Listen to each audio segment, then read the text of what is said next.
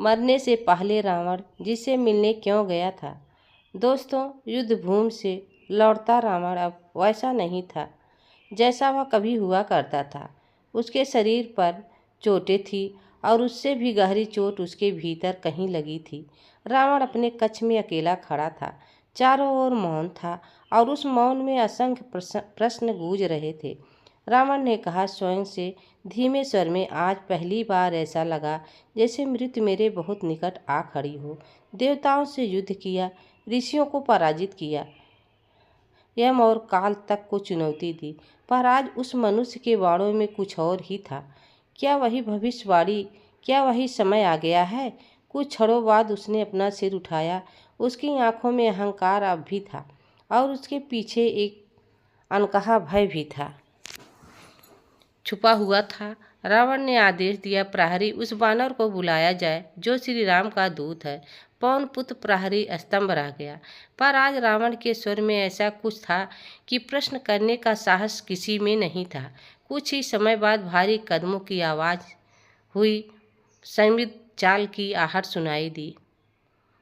पवन पुत्र वहाँ खड़े थे, केवल स्थिरता थी, जैसे वह पहले से जानते हों कि यह क्षण उन्हें आना ही था।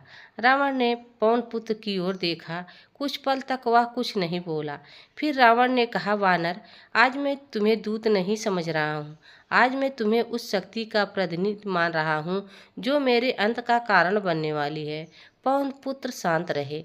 उनकी दृष्टि करुणा से भरी थी, उसमें कोई दया याचना नहीं थी। पवन पुत्र ने कहा, लंकेश्वर, जिसे आप अंत समझ रहे हैं वह तो केवल परिणाम है, कारण तो बहुत पहले जन्म ले चुका था। रावण के मुख पर एक तीखी मुस्कान उभरी, पर वह मुस्कान खोखली थी। परिणाम? तुम मनुष्य के दूत को परिणाम की बात मुझे मत सिखाओ। मैं वेदों का ज्ञाता हूँ, शास्त्रों का रचयिता हूँ। मैं जानता हूँ कि धर्म और अधर्म क्या होता है। पवन पुत्र ने कहा, आप जानते अवश्य हैं लंकेश्वर, पर जानना और स्वीकार करना ये दोनों एक नहीं होते। ये वाक्य रावण के दिल में उतर गया। कुछ क्षण मौन रहा। रावण ने कहा, सुनो पवन पुत्र, आज मैं तुम्हें पहली बार बुलाया है क्योंकि पहली बार मुझे लगा है कि मेरी शक्ति मेरे हाथ से फिसल रही है, और जब शक्ति जाती है तब ज्ञान की आवश्यकता पड़ती है। पवन पुत्र ने कहा, ज्ञान तब फल देता है जब अहंकार उसका मार्ग ना रोके। रावण की आंखें क्षण भर के लिए जल उठी। रावण ने कहा, अहंकार मैं अकेला हूँ जो अहंकार करता हूँ। क्या तुम्हारे राम अहंकार से मुक्त हैं? क्या वे स्वयं को धर्म का एकमात्र वाहक नहीं मानते? पवन पुत्र ने गहरी सांस ली। पवन पुत्र ने कहा, राम स्वयं को नहीं, धर्म को सर्वोपरि मानते हैं, और यही अंतर है आप में और उनमें। रावण ने सिर झुका लिया। यह दृश्य लंका में मैंने कभी नहीं देखा था। रावण ने कहा धीमे स्वर में, यह मैं जानता हूँ, मेरी मृत्यु निश्चित है, पर मुझे यह जानना है पवन पुत्र, क्या मेरे अंत के बाद भी मेरा नाम अधर्मी कहलाएगा? क्या मेरे ज्ञान, मेरे तप, मेरे ज्ञान ये सब व्यर्थ हो जाएंगे? पवन पुत्र ने कहा, लंकेश्वर, आपका ज्ञान अमूल्य है, पर ज्ञान जब अधर्म का सेवक बन जाए तो वह स्वयं को नष्ट कर देता है। आपका नाम इसलिए नहीं डूबेगा क्योंकि आप शक्तिशाली थे, बल्कि इसलिए कि आपने शक्ति को धर्म के रूप में रखा। रावण की आंखों से एक क्षण के लिए आंसू निकलने को हुए, पर वह तुरंत संभल गया। रावण ने कहा, तो क्या मेरे लिए कोई मार्ग नहीं बचा? पवन पुत्र, क्या मृत्यु से पहले भी कोई प्रायश्चित संभव नहीं?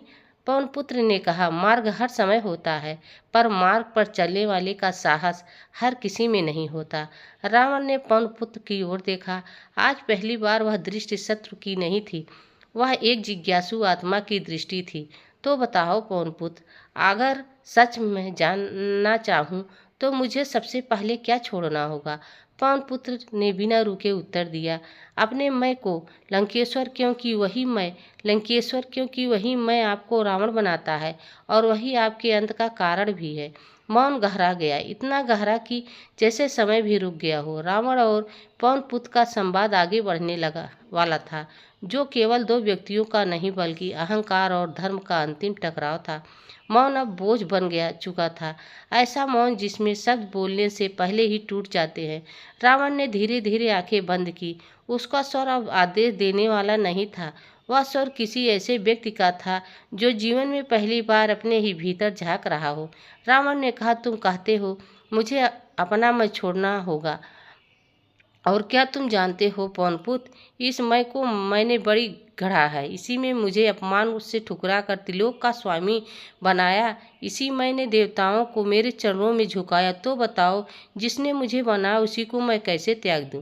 पवनपुत्र ने रावण को ध्यान से देखा, उनकी आंखों में कोई तर्क नहीं था, केवल सत्य था। पवनपुत्र ने कहा, जिसने आपको बनाया वही आपको बांध भी रहा है। लंकेश्वर, जिस दिन मैं साधन था उस दिन तक वह शक्ति थी, पर जिस दिन मैं लक्ष्य बन गया वह रावण की अंगुलियां अनायास मुट्ठी में बदल गई। तुम्हें क्या लगता है वानर, मैं यह सब नहीं समझता?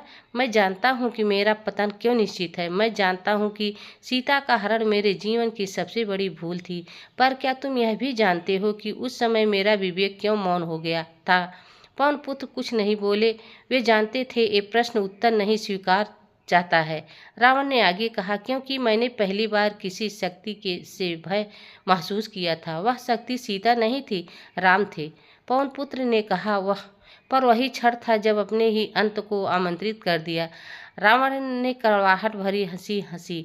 रावण ने कहा, तुम्हारे राम मौन में ही युद्ध कर जाते हैं, उनकी शांति मेरे सारे अस्त्रों से भी भयानक है, और यही कारण है पवनपुत्र की आज मैं तुमसे मिलने आया हूँ। पवनपुत्र ने कहा, आप जानना क्या चाहते हैं लंकेश्वर? रावण कुछ क्षण चुप रहा, फिर उसने वह कहा जो कभी किसी ने नहीं कहा था। रावण ने कहा, मैं जानना चाहता हूँ, क्या राम मुझे क्षमा करेंगे? यह प्रश्न नहीं था, यह स्वीकार था। पवनपुत्र ने कहा, राम क्षमा करने में कभी संकोच नहीं करते, पर क्षमा मांगने के लिए अहंकार का त्याग करना अति आवश्यक होता है। रावण ने धीरे से सिर हिलाया। रावण ने कहा, यही तो समस्या है पवनपुत्र, मैं झुक सकता हूँ पर टूट नहीं सकता। राम के सामने झुकने का अर्थ मेरे पूरे अस्तित्व का अंत है। पवनपुत्र ने शांत पर दृढ़ स्वर में कहा, नहीं लंकेश्वर, वह आपके अस्तित्व का अंत नहीं है, आपके भ्रम का अंत होगा। रावण ने पवनपुत्र की ओर देखा, उस दृष्टि में अब क्रोध नहीं था, केवल थकान थी। रावण ने कहा, यदि मैं राम के पास जाऊं तो क्या वह मुझे राजा के रूप में देखेंगे या केवल अपराधी के रूप में? पवनपुत्र ने कहा, वे आपको एक ऐसे विद्वान के रूप में देखेंगे जिसने देर से ही सही सत्य को पहचान लिया। रावण ने गहरी सांस ली, उसके कंधे अचानक जैसे भारी हो गए हों। रावण ने कहा, तब शायद मेरा मरना व्यर्थ नहीं होगा। पवनपुत्र ने गंभीर स्वर में कहा, किसी का मरना व्यर्थ नहीं होती यदि उससे पहले अहंकार मर जाए। रावण ने आकाश की ओर देखा, चंद्रमा अब ढलान पर था। रावण ने कहा, पवनपुत्र, क्या तुम्हें पता है मुझे सबसे ज्यादा भय किस बात से है? पवनपुत्र ने कहा, आपके अंत का नहीं, आपके पश्चाताप के अधूरे रह जाने का। रावण की आंखें नम हो गई। इस बार उसने उनको रोका नहीं। रावण ने कहा, यदि मैं युद्ध भूमि में गिरूं तो राम से कहना मैं उनसे हार नहीं गया, मैं स्वयं से हार गया। पवनपुत्र ने हाथ जोड़ लिए। उन्होंने कहा, मैं यह वचन देता हूँ, आपके ये शब्द राम तक अवश्य पहुँचेंगे। मौन फिर उतर आया, पर मौन बोझ नहीं थे, वह स्वीकार का मौन था। और यही रावण और पवनपुत्र संवाद ऐसे मोड़ पर पहुंच चुका था। यहाँ अगला छठ पूर्व पश्चात था। यह अंतिम युद्ध से पहले अंतिम सत्य की ओर, रात्रि अब समाप्ति की ओर थी। पूर्व दिशा में हल्का सा उजाला शुरू हुआ था। अब रावण के भीतर का अंधकार अभी पूरी तरह से छटा नहीं था। रावण कुछ देर तक कुछ नहीं बोला। वह भूमि की ओर देखता रहा, मानो उसे अपने कर्मों की परछाइयां दिख रही हों। रावण धीमी और स्थिर स्वर में कहा, पवनपुत्र, यदि कोई व्यक्ति जीवन भर गलत रास्ते पर चलता रहे और अंत में सही मार्ग पहचान ले तो क्या उसे मोक्ष का अधिकार मिलता है, या फिर उसे हर पाप का मूल मृत्यु चुकाना पड़ता है? पवनपुत्र ने रावण की ओर देखा, पर उसकी आंखों में एक करुणा थी, पर उसमें सत्य की कठोरता छुपी हुई थी। पवनपुत्र ने कहा, मोक्ष किसी का अधिकार नहीं होता लंकेश्वर, वह तो एक अवस्था है, वह तो आती है जब मन अपने भार से मुक्त हो जाए। यदि पहचान सच्ची हो तो अंतिम समय पर्याप्त हो सकता है। दोस्तों, यह वीडियो आप सबको कैसी लगी कमेंट में ज़रूर बताना। चैनल पर नए हो तो लाइक सब्सक्राइब जरूर करना। तब तक के लिए जय श्री राम, जय सिया राम, धन्यवाद।